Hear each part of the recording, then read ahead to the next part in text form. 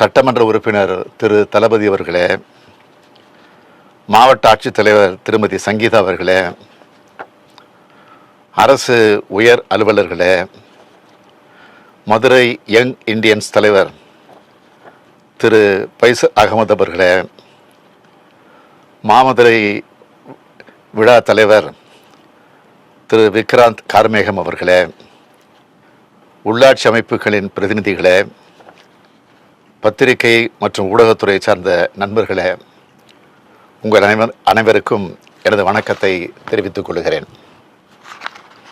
திங்கள் போற்றதும் திங்களை போற்றதும், ஞாயிறு போற்றதும் ஞாயிறு போற்றதும், மாமழை போற்றதும் மாமழை போற்றதும்னு சிலப்பதிகாரம் தீட்டிய இளங்கோவடிகள் எழுதினார்.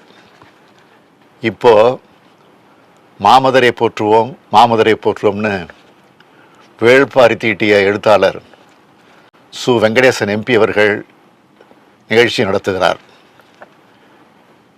எல்லோருக்கும் அவங்க ஊர் பெருமைக்குரியது தான், போற்றுதலுக்குரியது தான். அதுலேயும் குறிப்பாக மதுரை மாநகர் என்பது பல்வேறு வரலாற்று பெருமைகளை கொண்டதுன்னு நான் அதிகம் விளக்கம் தேவையில்லை. இந்தியாவோட பழமையான நகரங்களில் ஒன்று மதுரை. 2000 ஆண்டு வரலாறு கொண்டது மதுரை. பாண்டிய மன்னர்கள் தலைநகராக ஆட்சி செஞ்ச நகரம்.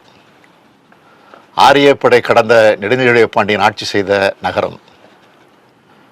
தவறு செய்தவன் மன்னனே ஆனாலும் மன்னனை கண்ணகி கேள்வி கேட்ட மண் இது. நீதியை காக்க தன்னோட உயிரை தந்த மன்னர் ஆட்சி செஞ்ச இடம் இது. திருமலை நாயக்கரும் ராணி மங்கம்மாளும் ஆண்ட பூமி இது. புகழ்பெற்ற மீனாட்சி சுந்தரேஸ்வரர் ஆலயம் இருக்கிற கோயில் நகரம் இது. அனைத்து கலைகளும் ஒருங்கே இருக்கிற பண்பாட்டு சின்னமாக இந்த கோவில் கருதப்படுது. புகழ்பெற்ற சித்திரை திருவிழா மாபெரும் பண்பாட்டு விழாவாக இது நடைபெற்று வருது. 1866 ஆண்டே நகராட்சியான ஊர் இது. சென்னைக்கு அடுத்த 2வது மாநகராட்சியாக 1971 ஆண்டு மதுரையைத்தான் மாநகராட்சி ஆக்கினார் அன்றைய முதலமைச்சர் தலைவர் கலைஞர் அவர்கள். அண்ணல் காந்தி அவர்கள் தன்னை அரையாடை மனிதராக மாற்றிக்கிட்ட இடமும் இந்த மதுரை தான். ஏன், என்னுடைய வாழ்க்கையில் மிகப்பெரிய திருப்பு முனை ஏற்படுத்தின திமுக இளைஞரணி தொடங்கப்பட்டதும் இந்த மதுரை மண்ணில் இருந்து தான். இப்படி சொல்லிக்கிட்டே போகலாம். அதனால தான் பல்வேறு வரலாற்று பெருமைகளை கொண்ட நகரம்னு மதுரையை குறிப்பிட்டேன். இத்தகைய மதுரைக்காரங்க மட்டும் இல்லை, எல்லோரும் போற்றலாம். மதுரையை போற்றுவோம்னு கொண்டாடலாம். நம்ம திராவிட மாடல் அரசில் மதுரை மாவட்டத்துக்கு 2 அமைச்சர்களை கொடுத்துருக்கோம். தங்களோட சிறப்பான செயல்பாடுகளால் 2 பேரும் மதுரைக்கு நம்ம அரசுக்கும் பெருமை சேர்த்துக்கிட்டு இருக்காங்க. 2013 ஆண்டு முதல் மாமதுரை போற்றுவோம் விழா நடந்துக்கிட்டு இருக்கு. சாத்திய அகாதமி விருது பெற்ற எழுத்தாளரும் மதுரை நாடாளுமன்ற உறுப்பினருமான சு வெங்கடேசன் அவர்களோட முயற்சியால் இது தொடங்கப்பட்டுச்சு.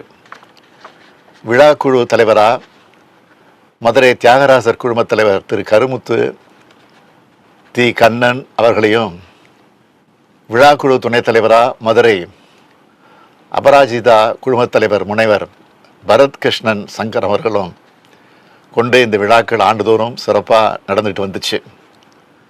வரலாற்றை போற்றுவோம், வைகையை போற்றுவோம், மதுரையை போற்றுவோம் போன்ற தலைப்புகளில் இது நடந்துகிட்டு வருது. இந்த விழா நடக்கிற நாட்களில் மதுரை மாநகர் புத்துயிர் பெறுவது என சொல்லலாம்.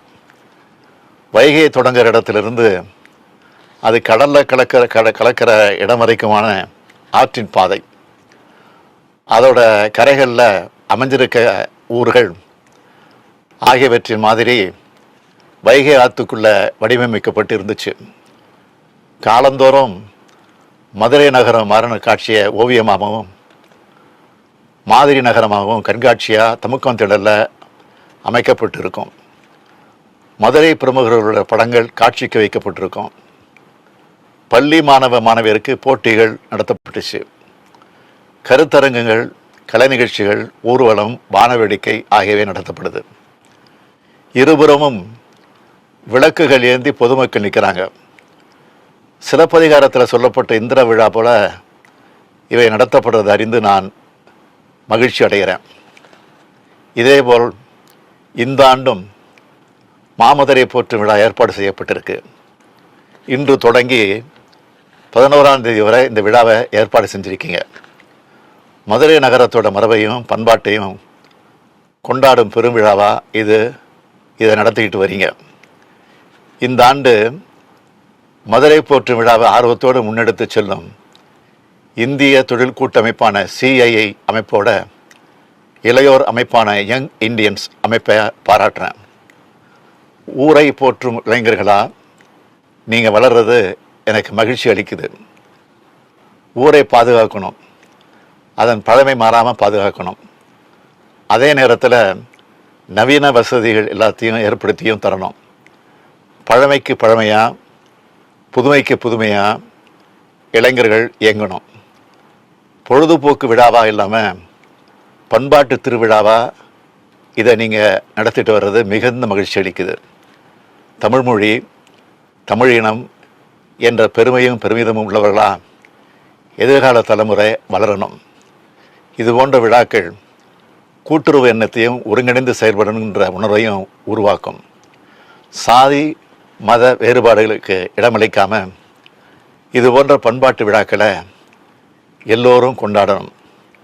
மனிதநேயம் போற்றுவோம், மக்கள் ஒற்றுமை போற்றுவோம் என்ற அடிப்படையில் இது போன்ற விழாக்கள் மாநிலம் முழுக்க நடைபெறட்டும்னு கேட்டு விடைபெறுகிறேன். நன்றி, வணக்கம்.